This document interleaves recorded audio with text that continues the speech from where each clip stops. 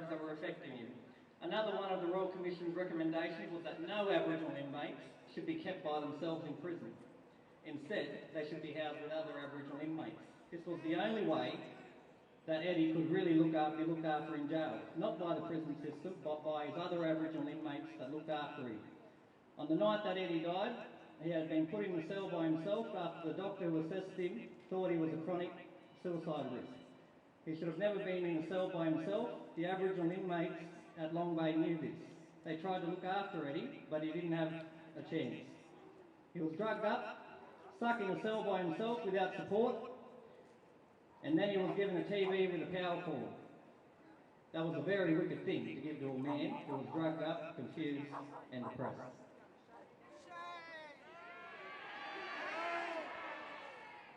The coroner, who investigated Ed's death, found that nothing had been done by the prison system to care for him. He had special needs, but the prison system did nothing to help him. They drugged him up and they kept him away from his family. For Eddie, this was like torture. We have been living with the pain of losing Eddie for over 20 years. Our second son, Stanley, was very badly affected by the loss of his brother. He was only 17 years old when Eddie went to jail. Stanley never got to see Eddie and talk with him again as brothers. He had many problems of his own and he never really got the help after the time that he spent in jail. There was no support for Stanley to help him after he was released. The last 2 months have been very hard for us to bear after Stanley was shot by police at his auntie's house in Seven Hills in November last year. In all this time, we have been given very little information by the New South Wales Police. We know that 1.5 of the bullets that were found in Stanley's body. The shot that killed him was fired at his chest. Why did the police shoot our son to kill him? Why not restrain him in other ways? 4 police were in the house, so they did not need to shoot at his chest, that's for sure. We demand justice. The terrible tragedy of Aboriginal deaths in custody must finally stop. Families like ours should not have to suffer this pain no more.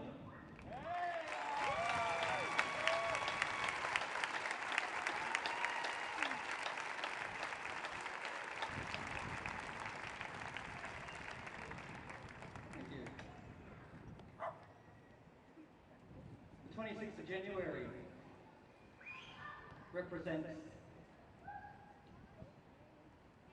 our survival. 26th of January 1838, a massacre happened just outside of Moree, the Waterloo Creek Massacre. I'd like to read a statement on behalf of one of the grandchildren who survived that massacre, Holly Cutman. On the 26th of January 1838, 184 years ago, young Peter Cutmore watched in terror as his people were slaughtered by the Waterloo Creek Massacre. He was born a traditional Wallaroo man at Terry Hi. Peter Cutmore, the first, is the only documented survivor of the Waterloo Creek Massacre and the first Aboriginal man recorded living at Terry Hi. It is this day, January 26th, that the descendants of Peter Cutmore have chosen to retell the story of their ancestor, so the truth about his survival can be acknowledged for the amazing legacy he has left behind. Not just for his family, but for the whole of the Kamilaroi people. Peter Cutmore was a young boy, but his family oral history recounts how, escaping the murderers, he was able to survive by hiding in a log. It is still disputed how many Wallaroo people lost their lives during the rampage slaughter by Major Nunn and his party, which continued as they chased the mob down the creek, killing every Aboriginal person in sight. Hundreds of Wallaroo people were tortured, slaughtered. Peter's story was recounted in the Town and Country in 1874. Little is known of the lives of the survivor of the massacres, but you can bet your bottom dollar a lot of Aboriginal people you see today, the reason why we're here today is because they survived, our grandparents survived that massacre.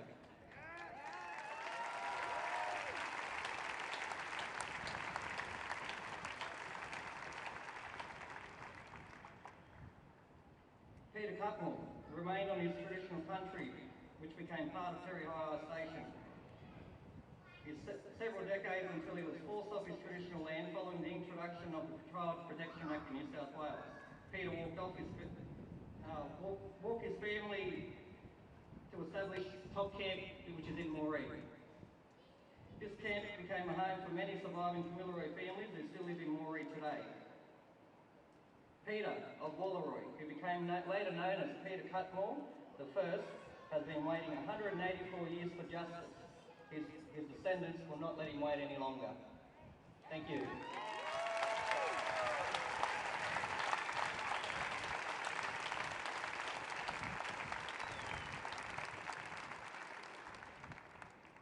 We need to tell the truth. We need a truth commission here in New South Wales.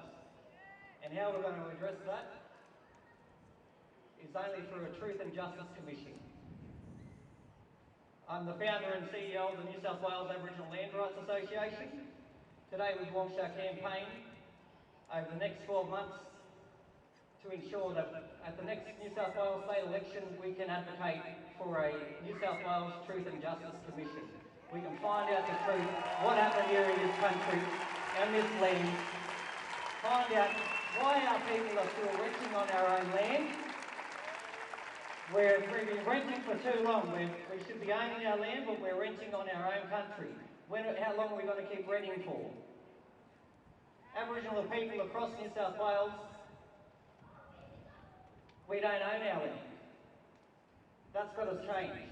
And how we can change that is through a Truth and Justice Commission. I encourage you all to look up, keep an eye out in the next couple of months for our campaign and join our campaign. Write to your local members, ensure that we tell the truth about how New South Wales, how it started. Literally. We need to tell the truth. We can only get that through a truth-telling commission, and we need justice. We want our land back. We've already got rights to our land, but we don't own it.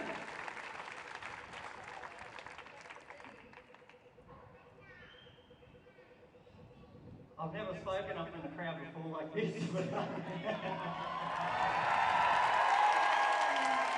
Thank everyone for coming out today.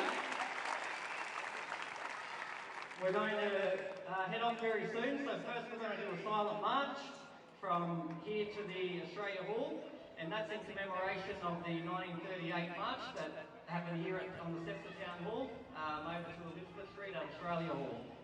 There we'll be met by the Metro Land Council, who will be also giving a speech, and then we'll proceed on to the Yarman Festival. Thank you everyone for your time today. I would like to hand it back over to Dave, who will facilitate the rest of the meeting. Thank you.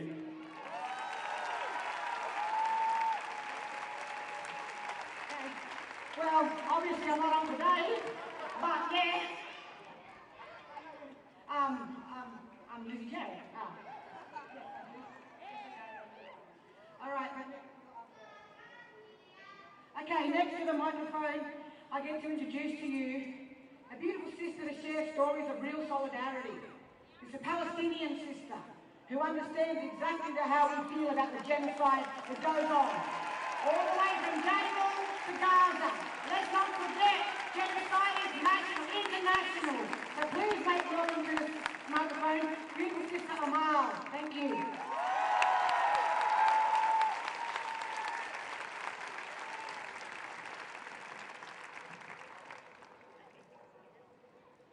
I would like to begin by acknowledging Gadigal people of the Eora Nation, traditional custodians of the land on which we gather today, and pay my respects to elders past, present and emerging. I extend that respect to all First Nations people here today. Sovereignty was never ceded, and this always was and always will be Aboriginal land.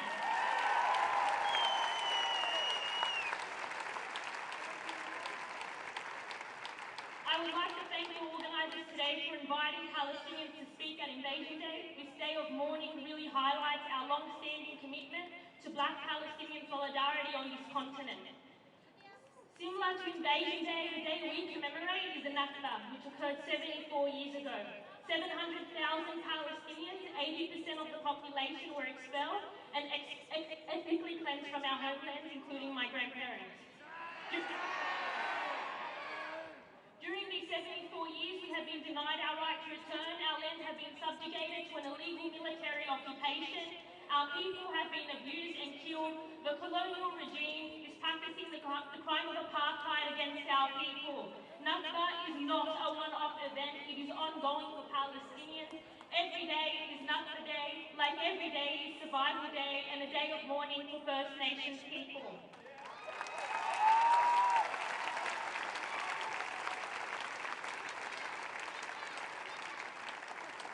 As Palestinians, we know occupation, we know colonization, we know apartheid, we know segregation and exclusion, we know police and military brutality.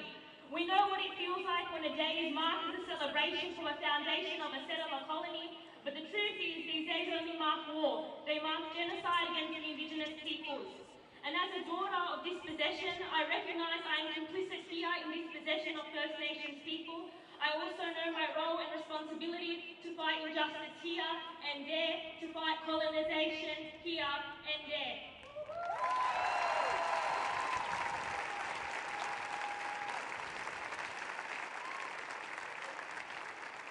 Today also marks the 50th anniversary of the Aboriginal 10th Embassy in the Ngunnawal, or so-called Canberra, a political site of resistance against colonial rule and the site of the longest continuous protest in the country and in the world. In this settler colony, all progressive movements have been led by First Nations peoples, their ancestors, elders and activists who have been resisting violent systems and structures for over 2 centuries.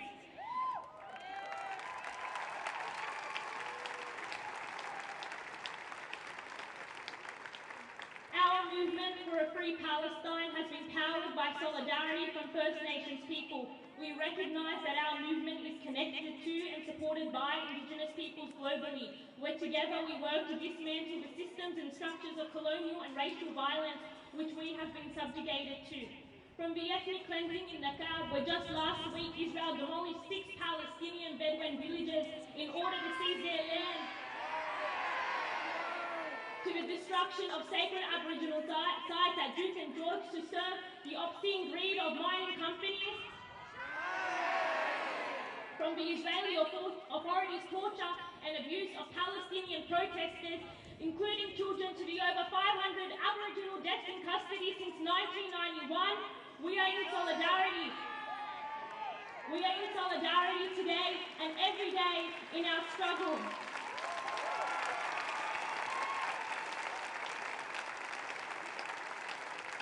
We are in solidarity today and every day in our struggles against brutal racist regimes imposing colonial violence on Indigenous populations from Gadigal to Gaza. We saw this solidarity in action during the recent Sydney Festival boycott. The Sydney Festival accepted $20,000 from the colonial apartheid Israeli regime. And when we, an intersectional and intergenerational group of Palestinian, Arab and Jewish artists and activists and organisations called on the Sydney Festival to drop the partnership and divest from the apartheid regime, they refused. As a result, we initiated a boycott campaign with over 100 artists and creatives withdrawing to the festival. Close to 40% of the festival was disrupted.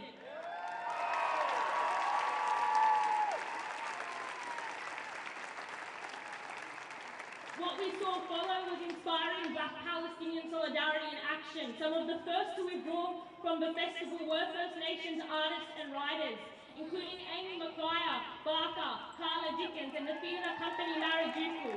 All power and respect to them.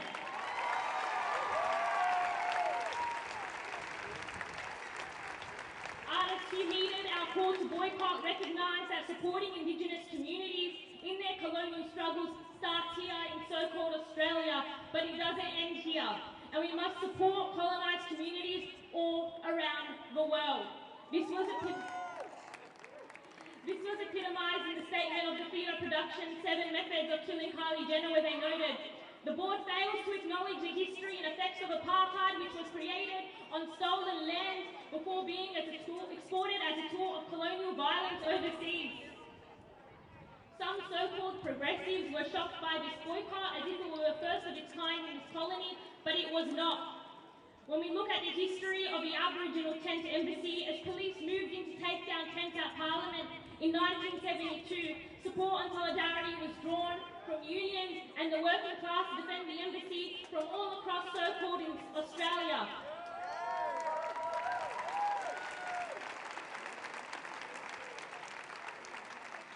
And indeed, they heeded the call from Aboriginal civil society and did not cross the picket line. To progressives, except for Palestine, it is time to recognise all our struggles are intertwined all around the world. And in order to guarantee our freedom from Gadigal land to Palestine and beyond, we must abolish all oppressive systems everywhere.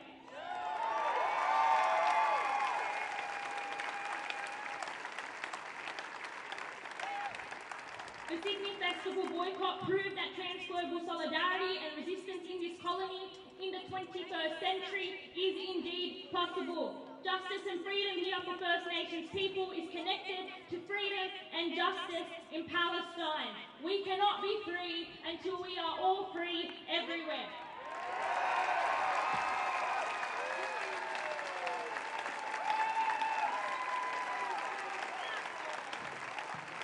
Give it up again for Palestine. Thank you.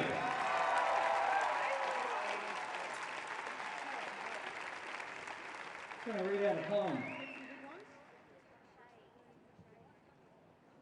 Go tell it on the mountain, over the hills and everywhere. Go tell it on the mountain, to let my people go. Who's that gabba holding on? Let my people go. Must think we are really gone. Let my people go. Who's that gabba standing there? He don't think we really care. Go tell it on the mountain to let my people go. Black man knows he has the right. Let my people go. Black man knows he's in the right. Let my people go. Black man claims his tribal land. White man, oh, shall not understand. Go tell it on the mountain to let my people go. Go tell it to Canberra, Brisbane, Sydney, everywhere. Go tell it to Melbourne to let my people go. Go tell it to Sydney to let my people go.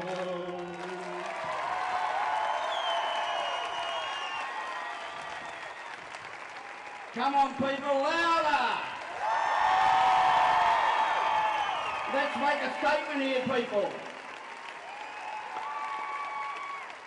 Want to thank everyone that donated all that money to the families to get home, you know, for all the deaths in custody.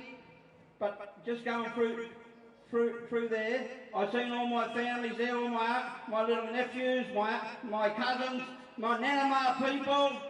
You know, it means so much to me, you know. But what I want to do, we've got two more speakers. This man has fought on the battle with Gary Foley, Charlie Perkins with the Freedom Ride. Anybody knows Ashfield over there? This man feeds thousands of people every day. And I'd like to introduce you to Reverend Bill Cruz.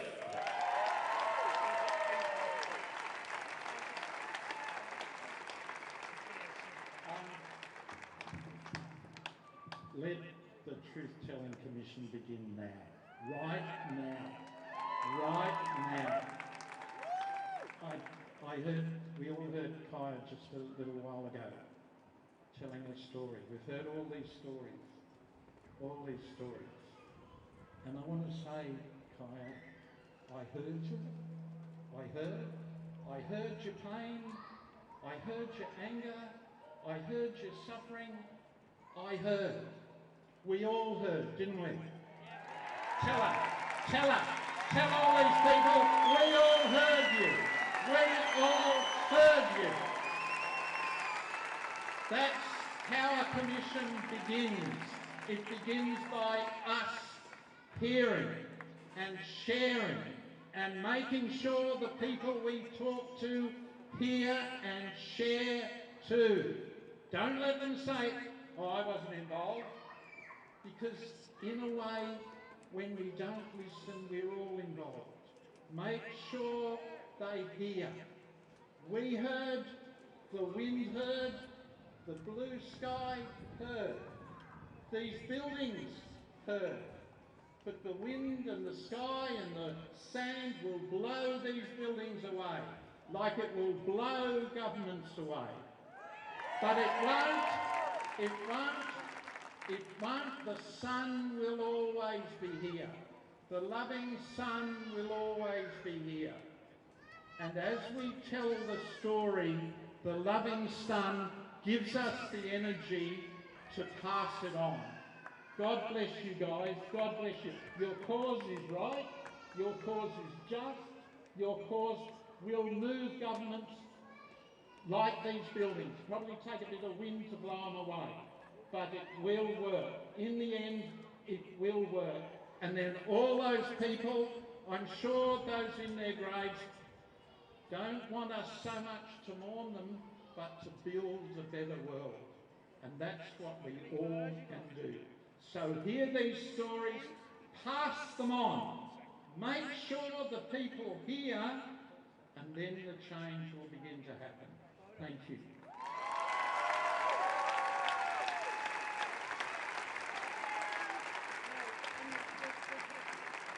Thank you, Reverend. As he said, the truth starts right here, right now, with all of you. You hear every story, I want you to go home today and share. I want you to go, you want asking who to share it to? Share it to your Uber driver, your bus driver, your neighbour, your teacher, your doctor, your lawyer. Share and share and share, and let Australia understand that we've had enough. We're sick of standing here screaming on a microphone like young Kaya said. 200 years plus, 200 plus years of genocide against our people. We are only now less than 3%, and half of that percentage is locked up behind fucking bars. And then a third of that percentage is continuing to be stolen from a hospital as we stand here and speak. Let's not forget, Sorry Day did not stop the stolen generations. The young boys you saw dance today, their father was stolen. My father and 13 siblings were stolen. I dare say there's how many of us in the crowd? Raise your hand if you're from a stolen generation or are still fighting the stolen system. Look around, people, look around. Just because Kevin Rudd said sorry doesn't mean shit. Okay? It doesn't mean shit. We are still being stolen at a higher rate than they can breed. Our babies are being stolen from the vaginal canal at hospitals like the RPA, like Prince of Wales. Get behind the system. Don't get... They say the system is broken. Be fucked if it's broken. The system is perfect. It's running perfect. Just how they planned it. So don't let people tell you the system is broken and we need to fix it. We need to break the fucking system. We are the people. We are the power. Whew. Thank you, and thank you. As I said, go home and share, please. Because understand that mainstream TV and Australian society, they don't want to hear this. They don't want to see this. They don't want to feel the truth. That is their privilege, that they benefit on genocide. So please go home and share and take care of each other. Now I get to introduce to you to the microphone a beautiful Deadly sister who's always there on the front line, always there on the back line, always there at police stations, making sure our children are treated as properly as we can. Please welcome dear Sister Teresa.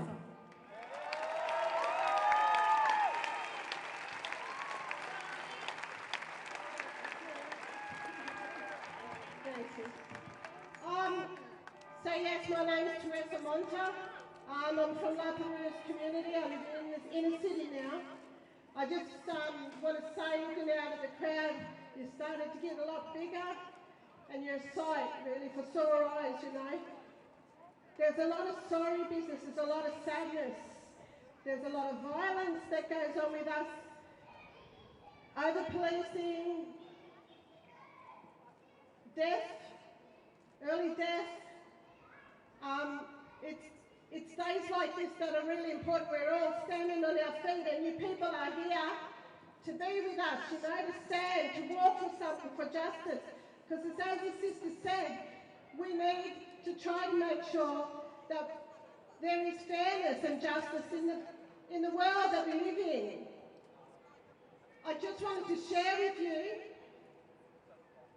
I'm in my 5th decade now, but when I was in my 2nd decade, in my 20s,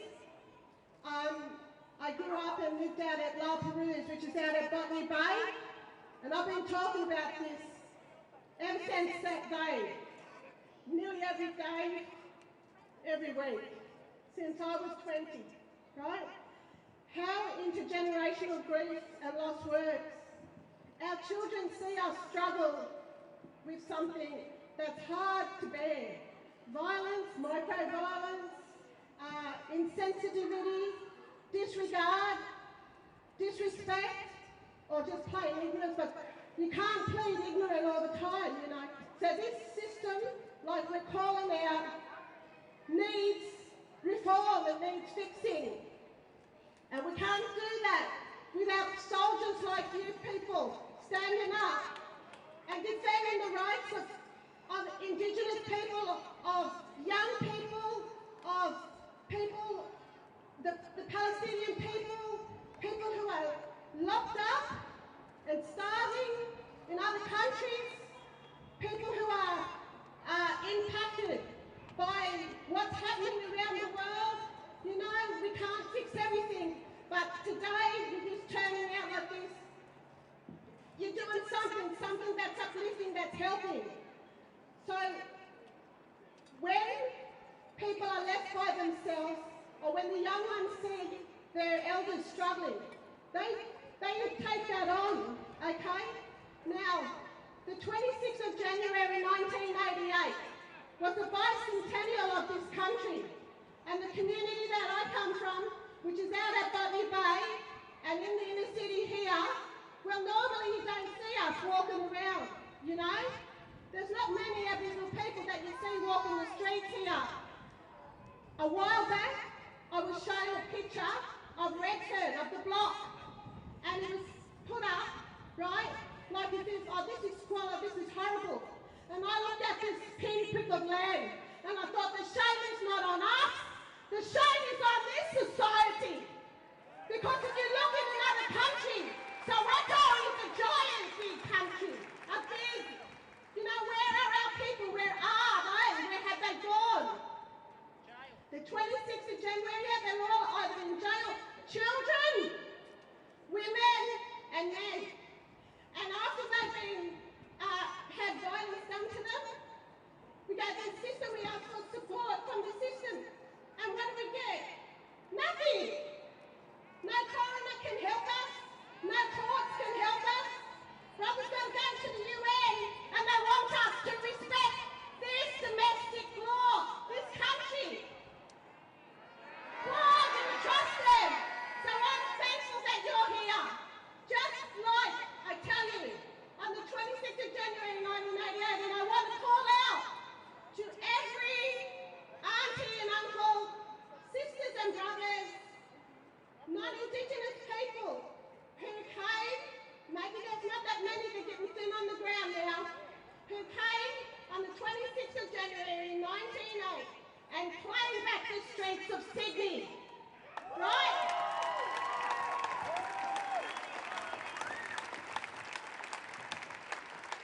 Out where we live, it's a quiet little place most of the time, and there are only about 28 houses on the old reserve, the mission we call it, right?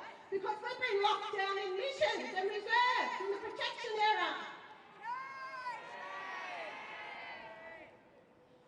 We thought we'd be there by ourselves, but the people travelled.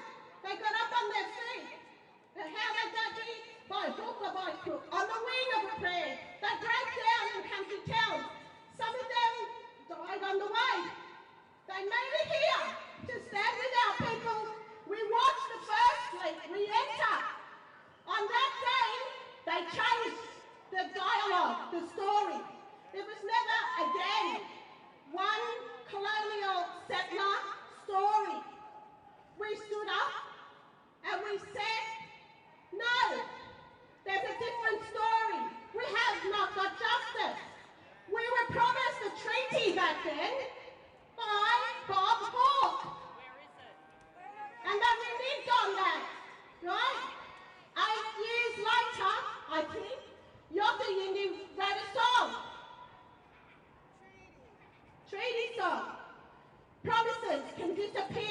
like writing in the sand. I saw Mum Shirl on that day holding toilet rolls up on the top of Laperouse Hill where the little beach is. She said, I will be long dead. They are not going to give us our treaty. Every second word was a swear word. I jumped back behind my mother. My mother and father, they passed too. 2017, I lost both of them.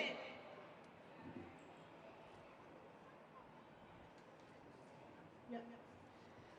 What you have done is what the people did for us on that day on the 26th of January 1988. I don't carry intergenerational loss from that day. I never want to let it to be forgotten. It was a beautiful day of solidarity. The people marched us. And we should have got our treaty and our respect back then. So I hope you're all safe. I want to thank you all for coming and hope you have a good day all together. Thank you. Loud and proud for the Yuin people, Teresa! Hey sister! We're nearly going on this big march. We've got two more speakers together. Great friends of mine, but before I introduce them, I just want you to go back to the foundation. 1967, we weren't even known as people in our own country, people. Flora and fauna. We had activists like William Cooper, Jack Patton, the families here today. The foundation of our people that fought for the struggle. And we've got people here today that I want to acknowledge, who's always here at the rallies, is Denny Kim. Love Denny. Now I want to introduce you to my brothers and sisters, Paul Silver and Lizzie Jarrett.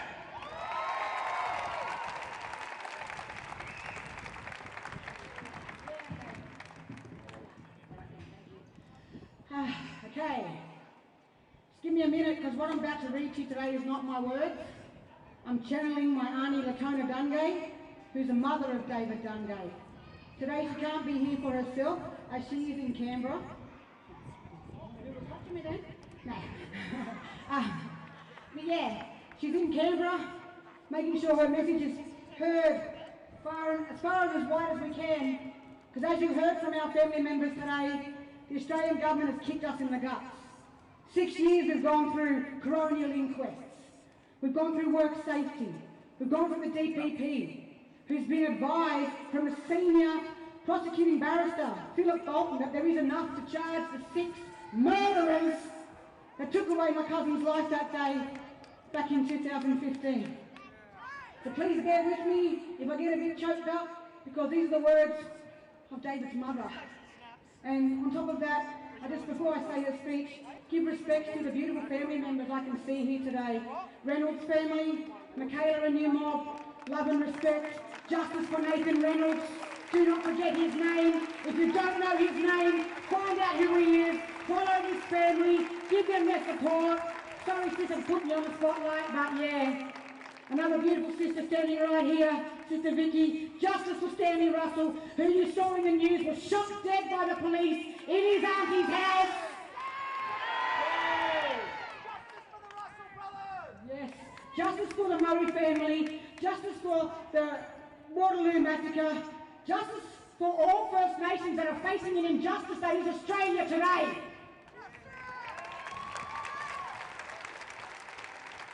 Whew, okay. Hello. I want to acknowledge the traditional owners of the land that we are standing upon right now, the Gadigal people of the Eora Nation. I acknowledge the Eora elders, past and present too. This always was and always will be Gadigal land. My auntie's name is Latona Dungay. I am the mother of David Dungay Jr. Well, here we are, and it's the 26th of January. They call it Australia Day. Bugger that. It's Invasion Day. It all started back in 1788 when the British invaded Gadigal land and stole it from the traditional owners of this country. The colonisers continue to use force against our people. let me tell you about a young warrior who fought in the war against the oppressors. His name is David Dungay Jr., my son. My son was killed in Long Bay Prison Hospital on the 29th of December 2015. That was 6 years ago.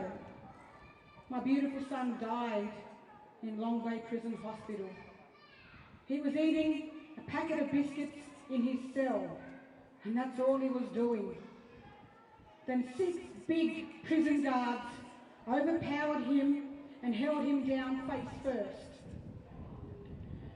David kept yelling out, "I can't breathe," until he was dead. No one listened to him, even though he was in a place where he was supposed to be cared for.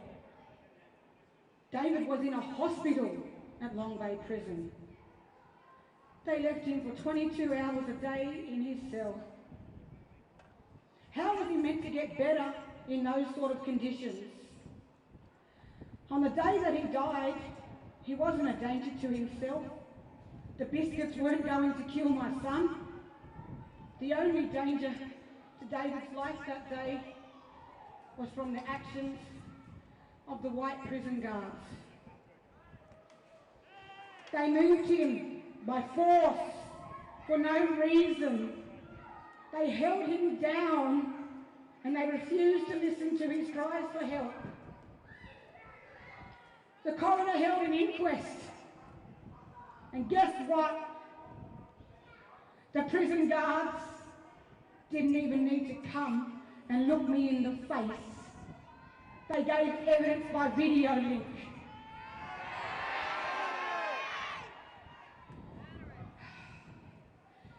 And what was the coroner's finding? He said nobody was going to face justice for my son's death. There was to be no accountability in his findings. So we asked the DPP to take action and bring us justice. Said, surely you have to charge these people for killing my son. The DPP said no. So we asked Safe Work New South Wales to intervene. Surely the workplace in the prison was unsafe because my son died. So surely people should be charged for that. Safe Work New South Wales said they weren't interested in charging anyone. It all fits a pattern of violence against us that goes back to 1788. Here's another pattern. It's in the last 30 years, there have been over 500 Aboriginal people die in police custody or in prison.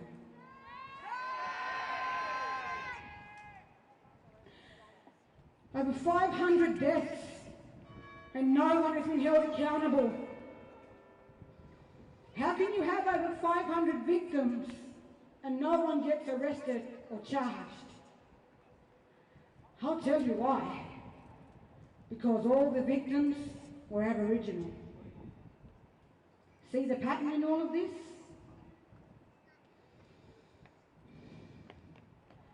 The system is violent to us.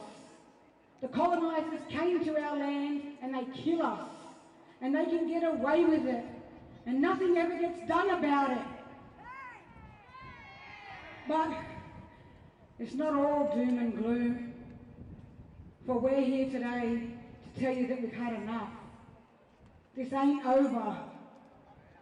My lawyers and I are taking the Australian government all the way to the United Nations.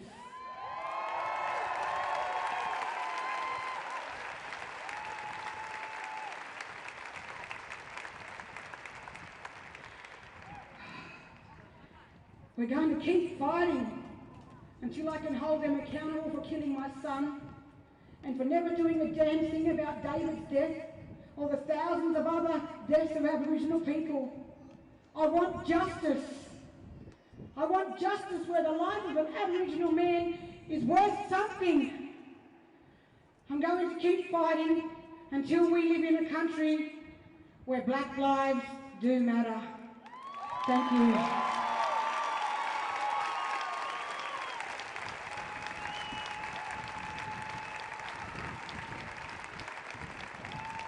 Love and respect going out to Martin McConnell in Canberra and all those mob down there that have been fighting for 50 years to make sure we are heard, we are seen, and like my auntie said, we're not going to go away. This is not going to stop. The only way we get to stop this is with all you beautiful people out here helping us to make that change, helping to share these stories you hear, the heartbreak, the oppression, the injustice that continues 2022. Happy New Year. What's so happy about genocide? Where's the happiness? Because I know for a fact I ain't having no beers, I ain't chucking no barbecue. I'm going to cuddle my children, love my family, and be strong and stand here again another day in the colony that continues to oppress us. Yeah, definitely.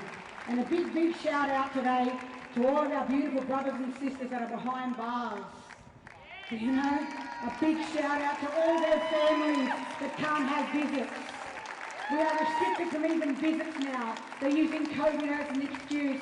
Well, I tell you what, there's a bigger, more lethal disease that walks this road right now than COVID. It's called colonialism.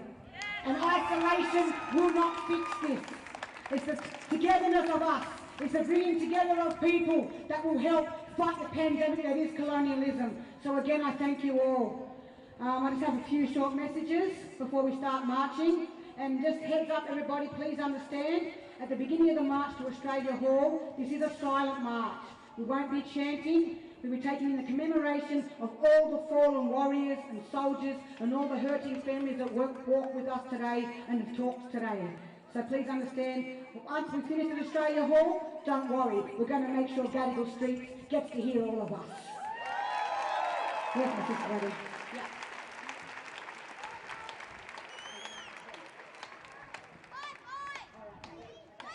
Okay, so now it's time for all of us to get ready for the silent march. I'm asking, if possible, that the people this way, can we please make a hole, please make a pathway, because as I want the 50th anniversary banner to be in front, and all families, any families in the crowd, although you haven't spoken or come to the microphone, please come behind and join us in the front line, because this is what it's about, our injustice. We need our families on the front line behind these banners. Please, elders and children, behind the banner. Thank you very much, everybody. And again, always was, always will be. Wait there. Come on, the last bit of sound before we be silent. Always was. Thank you very much. Give love and thanks to all of you. Keep yourself safe. Stay healthy, stay solid.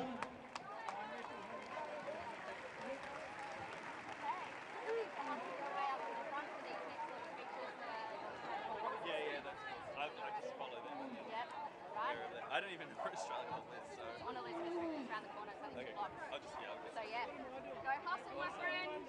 Great job. Thank you. Yeah, thanks for calling. Yep. Oh, you're right. Yeah. At the start of that. Thank you.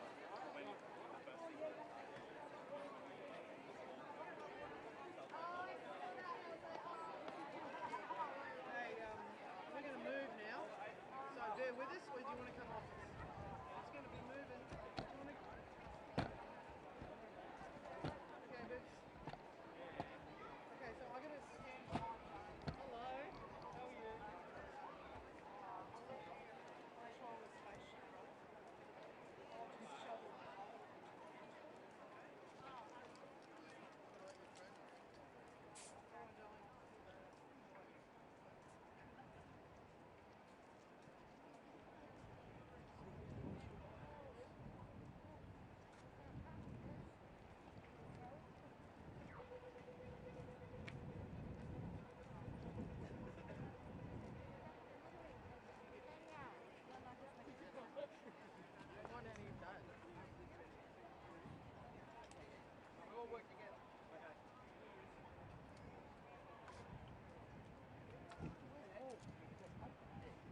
Okay, remember it's a silent march, Remember it's a silent march, please. Okay? Ready? Go.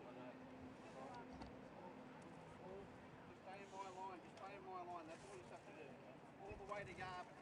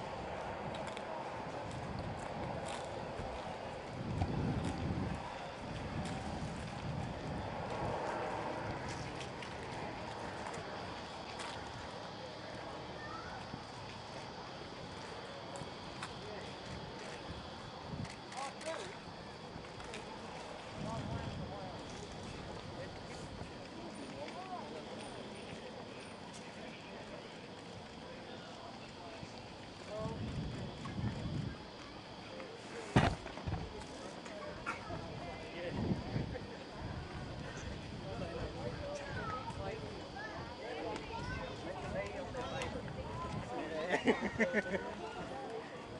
someone young like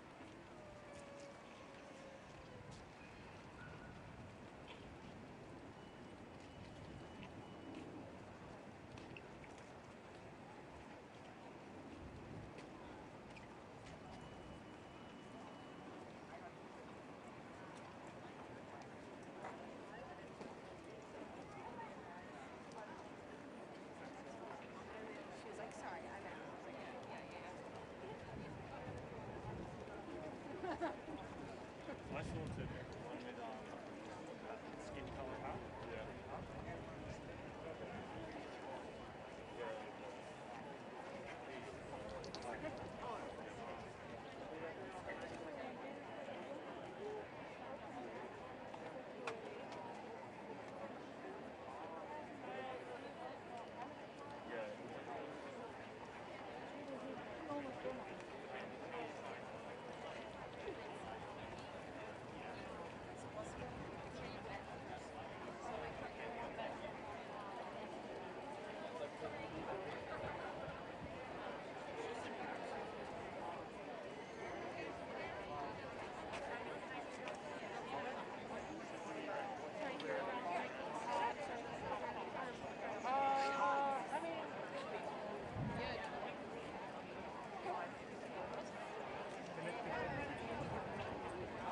You know how to use it?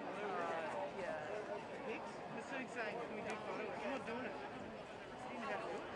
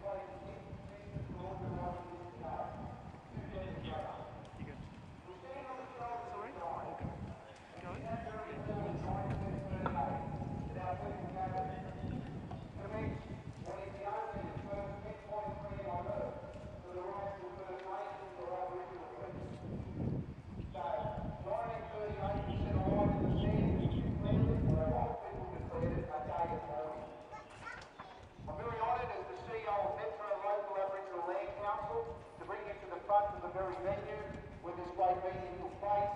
As sit on the street, I can see some of the descendants of the original organisers in this group. That's what solidarity and unity is about.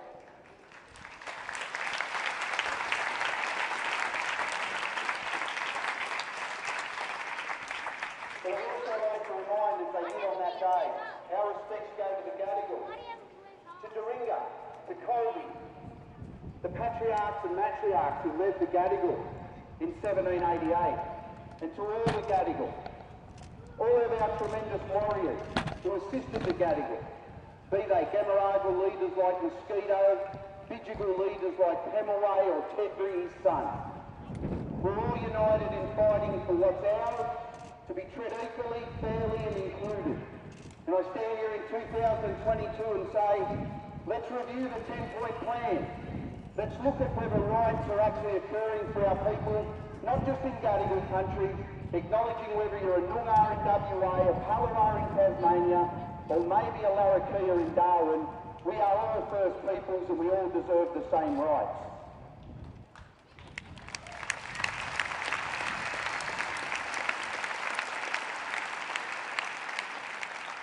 And lastly to say, I'm proud to represent Metro Land Council who stands as the first local land council of Australia.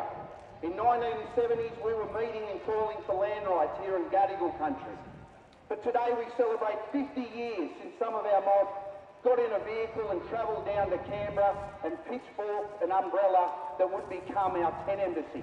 So I pay my respects to all those involved 50 years ago in taking the battle back to the new place where they call Canberra as the national capital, and we continue that fight in 222, and hopefully in the next generation we can get there, reach equality, be the first peoples on the world to negotiate a fair treaty. Thank you, Bajuri Gamarua, take care all, get through this day.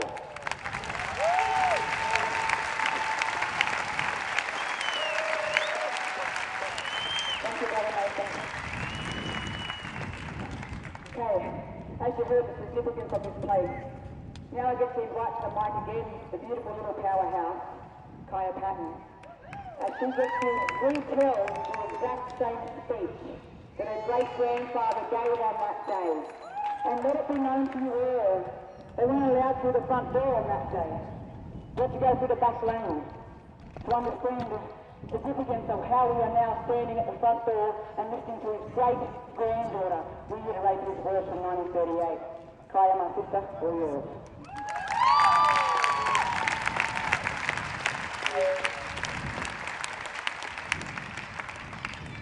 Thank you everyone, and thank you for coming out and supporting us today on this day of mourning. 84 years ago, before my grandfather took these streets to fight for us, we were still poor and smaller. We weren't even equal in our own country. We were citizens here on our own land. My great-grandfather had fought for us, rallied and protest with all his First Nations brothers and sisters, and I'm going to recite his speech that he did on this day 84 years ago. On this day, white people are rejoicing, but we, as Aborigines, have no reason to rejoice on Australia's 160th birthday. On purpose in meeting today is to bring home to the white of Australia the frightful conditions in which native Aborigines of this continent live.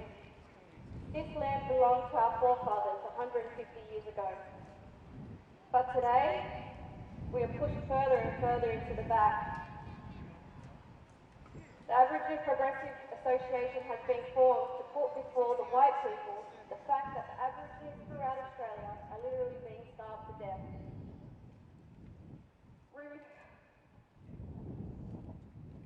We refuse to be pushed into the background. We have decided to make ourselves heard. White men pretend that the Australian Aboriginal is a low tide who cannot be vetted. Our reply to that is, give us a chance. We do not wish to be left behind in Australia's march to progress. We ask for full citizenship rights, including old age pensions, maternity bonus, relief work when unemployed, and the right to full Australian education for our children. We do not wish to be herded like cattle and treated as a special class. As regards the Aboriginal Protection Board of New South Wales, white people in the city do not realise the terrible conditions of slavery under which our people live in the outback districts. I have unanswerable evidence that women of our race are forced to work in return for rations without other payment. Is this not slavery? Do white Australians realise that there is actual slavery in this fair progressive Commonwealth? Yet such is the case. We are looking in vain for white people to help us by charity. We must do something ourselves to draw the public attention to our plight. This is why this conference is held, to discuss ways and means of arousing the conscience of white Australians, who have us in their power, but have hitherto refused to help us. Our children on the government educated and poorly educated. The result is that when they get out into life, they feel inferior to white people. This is not a matter of race. This is a matter of education and opportunity. This is why we ask for a better education and better opportunity for our people. We say this is a disgrace to Australia's name that our people should be handicapped by undernourishment and poor education and then blamed for being backwards. We do not trust the present Aborigines Protection Board and that we ask for it to abolish. Incompetent teachers are provided on the government stations. This is the greatest handicap put on us. We have 150 years of white men looking after us, and the result is our people are being exterminated. The reason why this conference is called today is that the Aborigines themselves may discuss their problems and try to bring before the notice of the public and of the Parliament what our grievance is and how it may be remedied. We ask for ordinary citizens' rights and fully equal with white Australians. Thank you.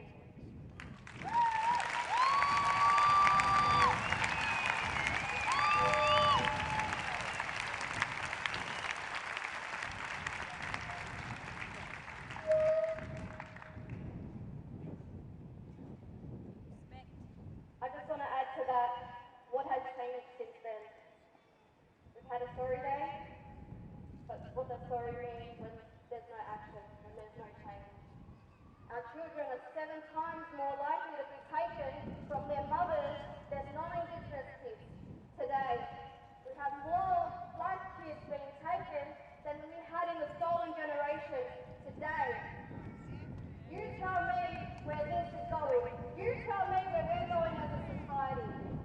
If we don't have our allies and everyone here today support us to keep speaking and moving forward, we're only going to go backwards.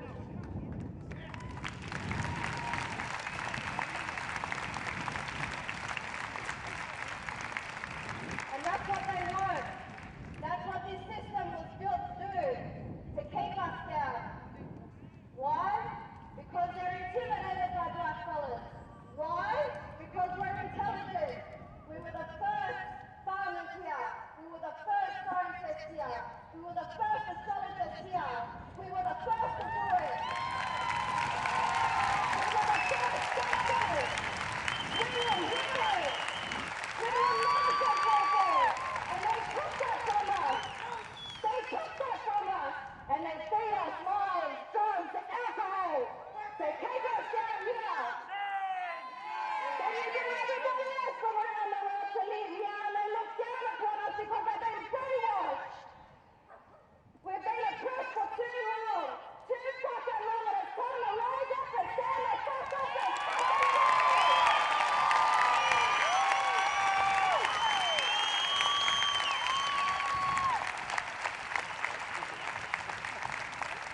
our stolen generation is still happening today in 2022. Our genocide is still happening today in 2022.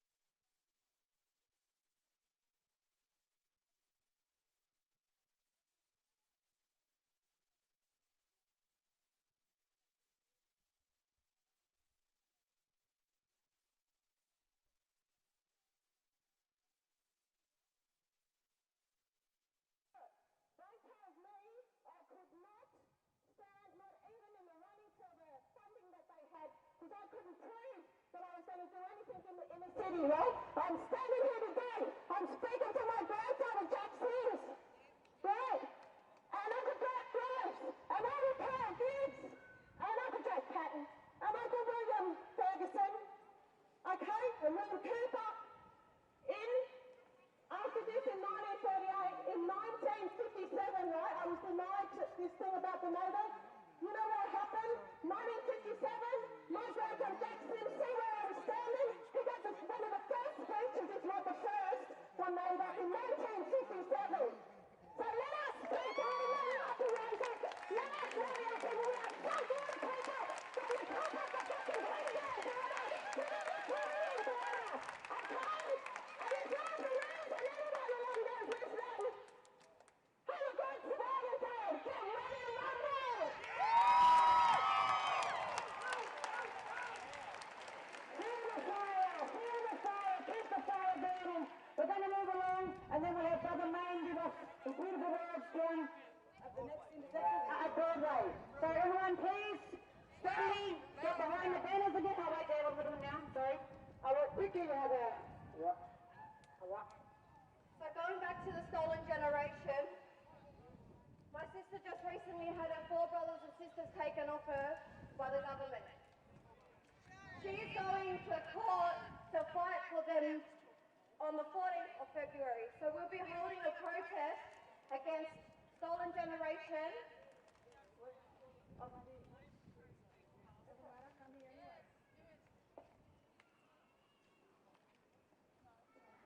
So we'll be having a protest from the block down to Surrey Hills Children's Court on the 13th of February and the 14th in a few weeks. So I hope to see you all there to stop this from continuing. Our children are still being taken. The stolen generations have never stopped and it's time to put a stop to it.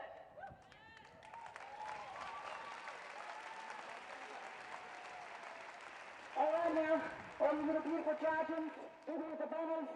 Let's get to the front line again and make our way to Broadway. And guess what? Now I want to hear your voices. I want to hear you chant. I want anyone to make sure Australia hears us today in Gadigal country, that enough is enough. Australia Day is to be abolished. It's an invasion day. It's a fight for our survival. Let's go.